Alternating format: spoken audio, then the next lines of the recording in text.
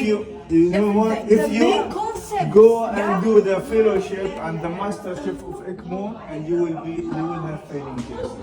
Okay, every one of the ECMO doctors did cases from another colleague from ECMO doctor, and some of them have mastership, some of them are the leaders of neuromuscular industry. They all fail because they don't understand. Exactly. If you look only from one perspective, you will fail No, what she's all saying. the time. Doctor, انت عم تحكي نفس you are saying whatever I'm saying. I'm Yes, just asking yes, I'm just why didn't they explaining show it. us Here's the Vivo in this detail? Go and ask them, don't ask me. But I'm telling you the truth. I'm not asking you by the way. No. This is what she. Your molar touch first is a contact oriented. It's basically stressing our system. Move the maxilla. Move the dang maxilla and move the temporal bones, not the condyle. That's my only problem with the neuromuscular. You should. She wants to cry. I want to cry. I don't want to cry. I have like 10 patients waiting for my decision where to start from. I'm not convinced with that. Right here, darling. And I tell you what, I never really engaged with neuromuscular dentistry because if something doesn't fit my flaws, I would go to anyone. I'm gonna study them, and I did a lot of different. I did OBI, I did Dr. Stephen Olmes, I did Colada Spear. I wanted to be specialized in TMJ. When they taught me TMJ from the TIFA standpoint, I was an orthopedic. I was a kinesiologist. I was a personal trainer, so I understood what the pelvis does because I was looking at pelvis and the mouth. I knew there's a connection. Lumbar extension class 2. They have a posterior connection, they have a class 3. So I know there's a connection in there. But nobody was answering me in the dental world how to actually get the body straightened up from here so the body can move the mandible into proper position from the temporal bone and the cranial standpoint. Until I learned that from the SOT doctors, until I learned that from a physiotherapy standpoint.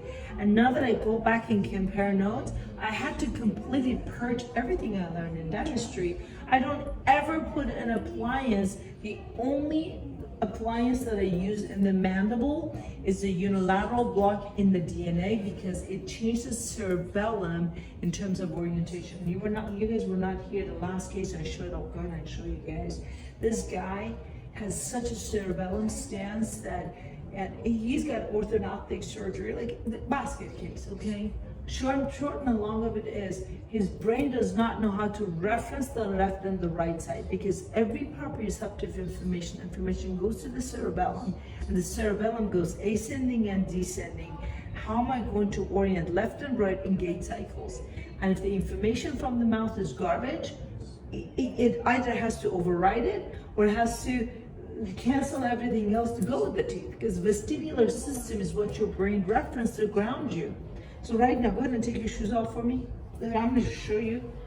I'm going to show you real time. Yeah, I know. I have by the way, I'm just gonna look at it. Prove my point. Right here, I can prove my point, okay? So, hands off, I just wanna see your shoulders. Great. Smile as big as you can, I wanna see teeth. There you go. So, sloping down over on this side. Okay, maxilla is shifted over on that side. I think she has the right side then.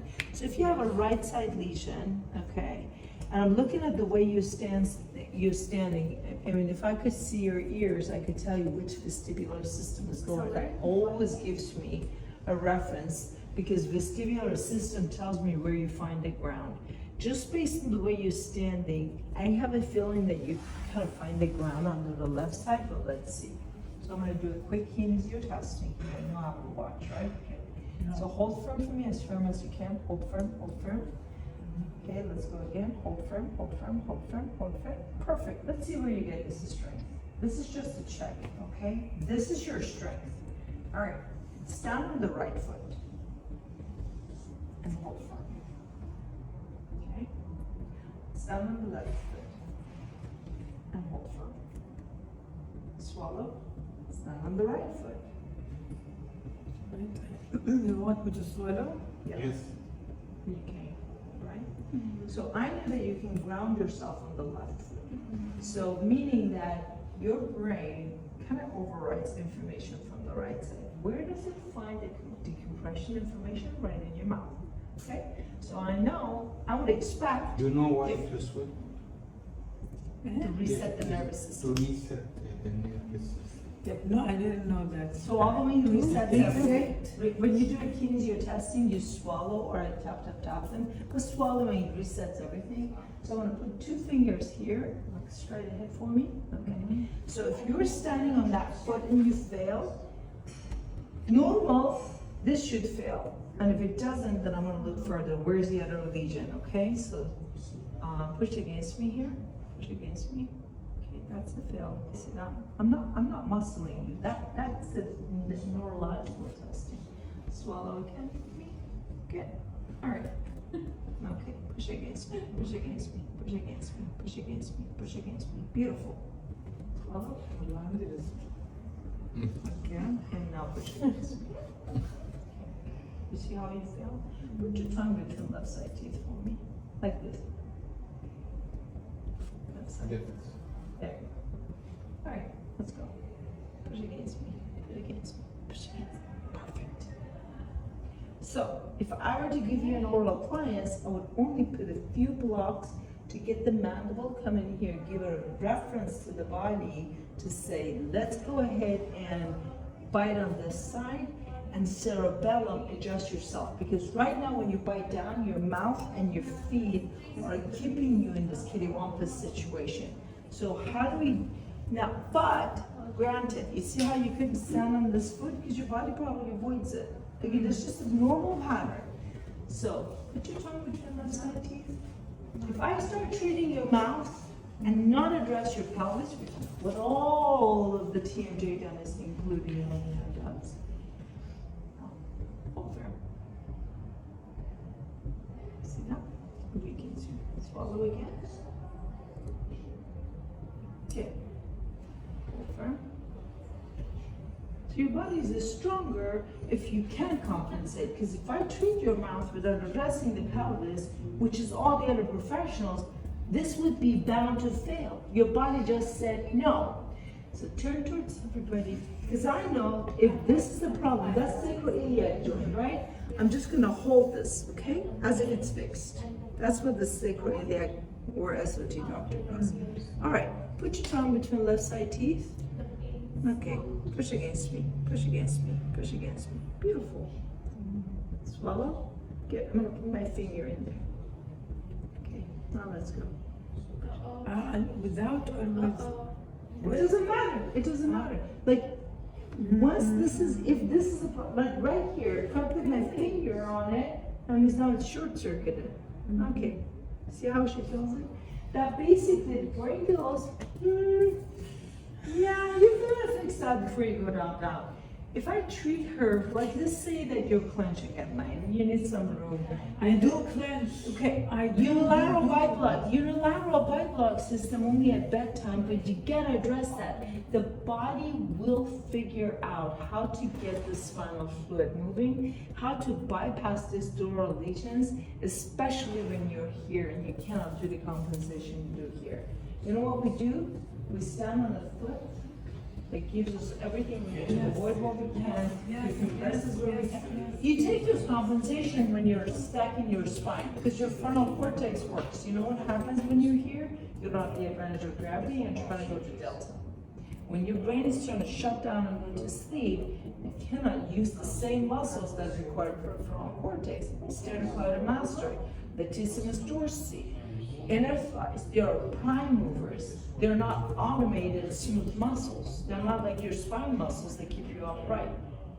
Your brain needs to be awake to control them. So when your brain all day long is controlling you like that, going through life, it goes, I kind of don't feel like staying going to bed. We have to kind of stick around this theta, okay? Because if you must wake up, we can wake you up.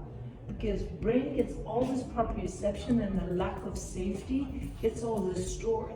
And the brainstem is like, we can't automate this. And if you can't automate it, the perception is if you go to deep sleep, you're gonna have a seizure. Removing these lesions from the dural tissue, the biggest part of it is in the mouth and it's in the palate and where the mandible and maxilla come together in the occlusal suture. When we are trying to mess with the mouth and not address the body, we're setting the patients up for resorting to their adaptive capacity at best or failure at worst. I don't support that, which is why as much as I'd like to embrace all these other camps, dentists just do not get it. Your work is secondary to your the pelvis and the spine is there first. Your mouth is bringing 2 and 2 bones in the right orientation, like the way you're holding your head right now. Let's take a look. Just when people talk, to look at their face and how they're holding. I always do this, and by the way, I know I have a Yeah.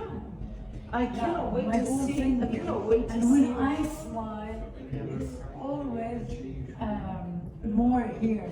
I was wondering always, Yeah, because why is my photos always I have to because you edit have, here? if showing the standard cases of that, because you have external rotation here and internal rotation. We can fix that. Your sphenoid is off. Now, how can we fix that? This is my With question. With DNA, right? So you know about the homeoblock, right?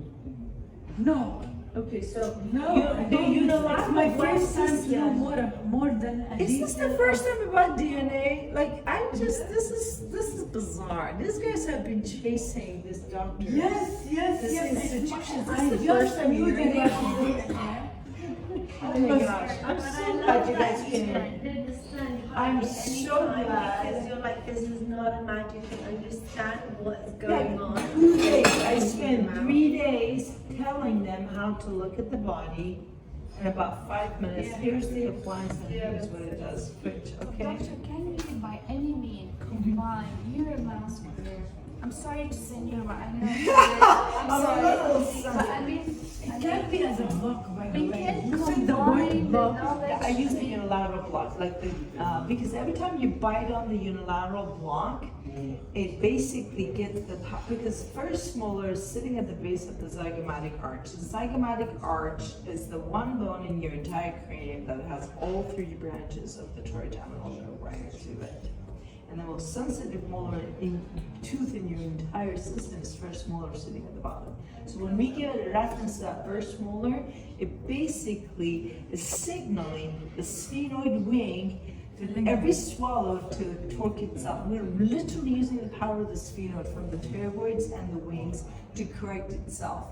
And when we stimulate the palate and we just crank the appliance and get it out of the mouth, the tongue will continue to correct itself.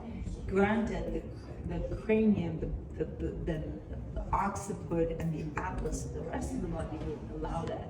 If there are lesions all around the dural tissue in the skull, when you're cranking any appliance, including rapid expansions, anything you put in the mouth that changes trajectory of the sphenoid and palatine and temporal bones, you're basically re-referencing everything. So we're doing it with the intention of basically signaling the body and creating the room and say this is the direction to move. And the neurologist has to work with it. You saw the cases I've done, right? Actually, you guys didn't see the first one.